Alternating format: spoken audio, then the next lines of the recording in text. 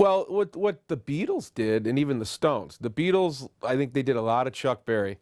You know, they reintroduced Chuck to the white audiences, and the Stones, which were more bluesy, Arthur Alexander, and both covered Arthur Alexander, and he's another one of my all-time favorites. But yeah, I mean, those guys, you know, introduced the American audiences to what was already here, to what was being ignored, and that's a huge contribution. You know, they came over and conquered America, and I know at first those musicians were like, okay, we're out of a job, but in the end, the respect that the Stones and the Beatles and the Hollies and everybody else paid to the American bands, it worked out.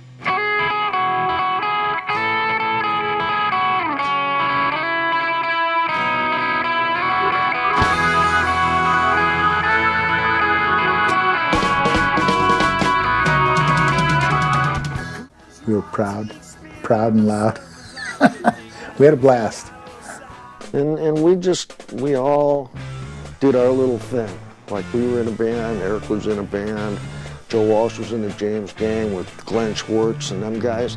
So we were always playing, and we didn't get a chance to see each other very often. You won't believe it. We were probably, I mean, I was 16, he was 19 when we had the Society, which then became Damnation of Adam Blessed. On Saturday, we played Men on Friday. I think that the band members, they hone their craft in these clubs, because we just rotated. We'd play Jeff Berlin on Saturday, we'd play Men on Friday.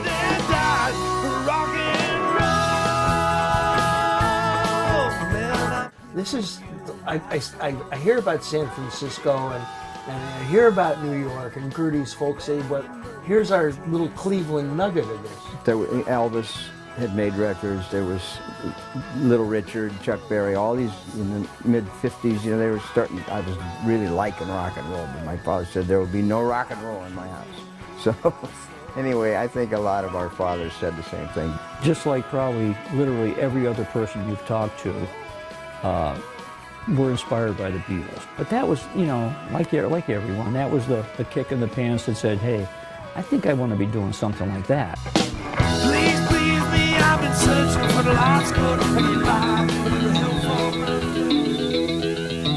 The focus was to get a record deal, period. Not to play at the clubs and do everybody else's. We went on stage, we played original music. We did one set of original music and got off stage. And then we would do a Who tune, or, we did a couple pieces that fit in there. But in general, it was our material.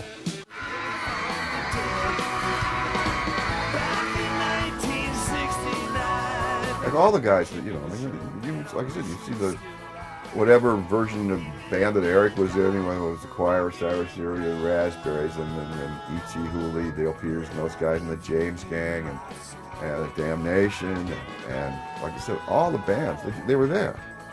And if you wanted to see them, you had a choice. And like you said, I think it cost, I don't know what it cost to get into those places.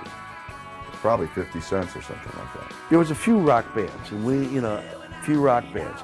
After the Beatles hit, there was an explosion. Every kid in school picked up a guitar, started learning Twist and Shout, She Loves You, Yeah, Yeah, Yeah. Had a few guys together. We couldn't find a guitarist to save our lives who could play the kind of stuff that we were listening to, because there were next to no Americans at that time who were playing like Jeff Beck, who were using feedback, who were using sustained notes and things like that, So we went through a succession of guitarists very quickly. Boy, I'm going to have to spend some time thinking about this, whether it's worth continuing or not. Monday morning, there's a knock on my apartment door, and I look through the little peephole, and it's Walsh. It's Joe. Come on in. So we sat down, we talked for a little while. I said, you could be the guy. This is Mr. Glenn Schwartz. Thank you. I want to say a few words about Glenn. Back in the 50s, when the rock and roll first started, he was right there at the beginning. He was playing in Cleveland, and he was a wonderful guitar student, and he played with all different kinds of music.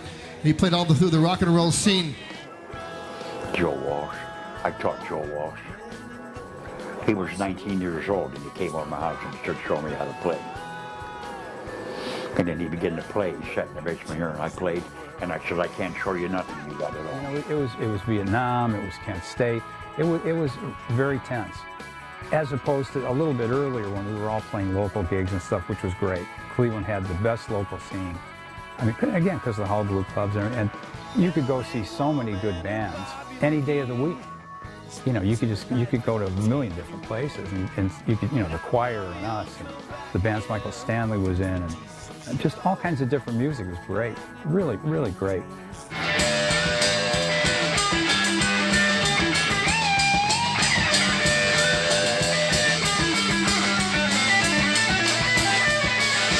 Through all these years, through all our individual careers, that we've always maintained, you know, friendships. Our families have become closer than ever. You know, all our kids know each other, and we stay at each other's homes, and you know, no one stays at a hotel. We're always at each other's houses and stuff, and we enjoy each other. We enjoy being together. We enjoy playing together, and it's wonderful to have this as a way to get together, to play for people and to do these things. For our friends.